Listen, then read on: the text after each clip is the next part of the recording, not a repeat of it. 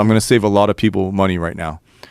In all my fucked upness, in all the rehabs, this is a common thing at like a super expensive rehab, is there's a thing called TRE, trauma release exercise. And I did this in Arizona with this guy, Taruno.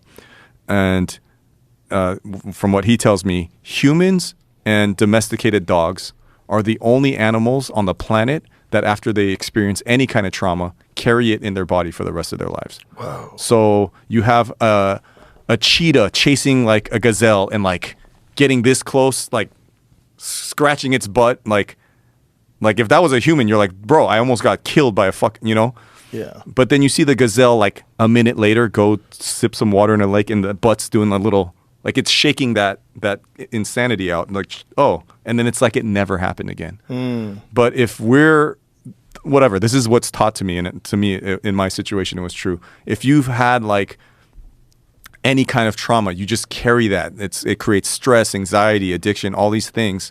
And so a very common thing, and I'm giving this secret away, is you go to like an expensive rehab and they give you a tennis racket or a baseball bat, and then you hit a pillow or a dummy and you get that out. You do this TRE, trauma release exercise, and you're like, if you're a fighter or a boxer, you get to get it out in other ways. But I would say most people have never been in a fist fight or like bash someone's head with a baseball bat or, So to just get the emotion, the feeling of hitting a dummy, I'm like, and these places are expensive. So me as an artist, I go, why not make a mannequin that looks exactly like my abuser?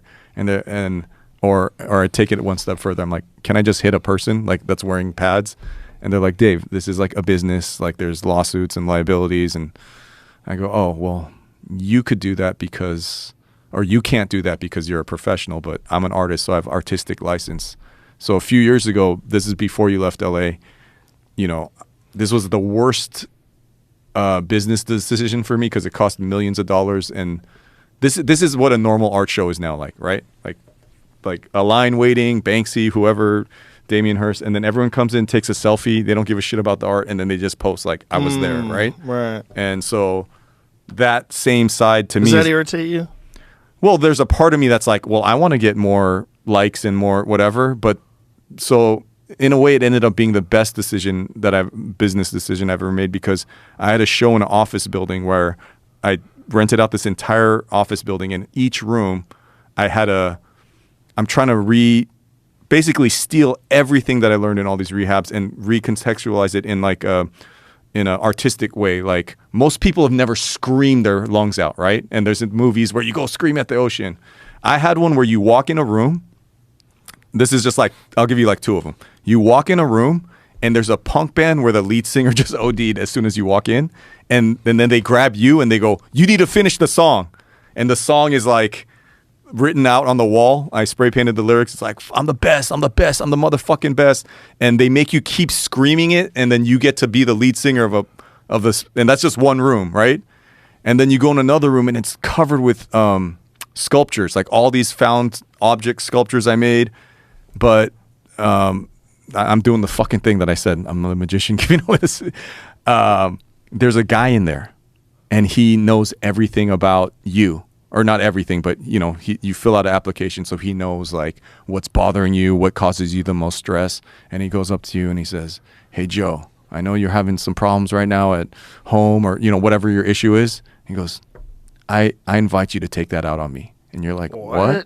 And you give you a huge bat and you just beat the shit out of this guy. And the harder you beat him, he starts laughing and says, give me all of it. And he's fully protected with police armor, right? Okay. But then I made it artistic, So you literally get to beat the shit out of a human. And then I was like, do you have to use the bat? I mean, the people lost their mind. They started punching, kicking. You can do that? No rules, dude. I'm not I'm not a legit business. And then we took it on the road. I was like, hey, go to the park across the street. So the guy in the living sculpture goes across the street. And I had a guy with a bat. And I'm like, anyone who has some shit they want to get off their chest, like a lady's hitting this guy with the bat going, what is this? I need to give me my child support. Give me my fucking child support. Oh no. Like, what does this suit look like? It's all the police stuff that it could take the impact. And then I did like a sculpture on top of it. So parts of the sculpture are like breaking off, but underneath he's protected. right? Jesus Christ! But from a bat?